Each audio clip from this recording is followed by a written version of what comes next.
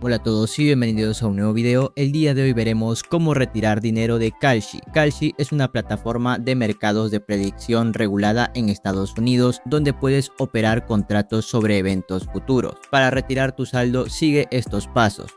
Ingresa a tu cuenta de Kalshi desde la app o el sitio web. Ve a la sección Wallet o Fondos dentro de tu perfil y selecciona la opción Withdraw o Retirar. Kalshi permite retiros principalmente mediante transferencia bancaria ACH hacia cuentas bancarias en Estados Unidos.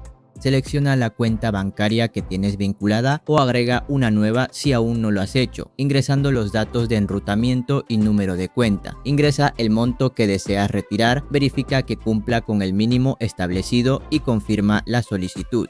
Los retiros por ACH suelen procesarse en un plazo de 2 a 5 días hábiles, dependiendo de tu banco. Asegúrate de tener tu identidad completamente verificada dentro de la plataforma antes de intentar retirar, ya que sin verificación completa los retiros pueden estar bloqueados.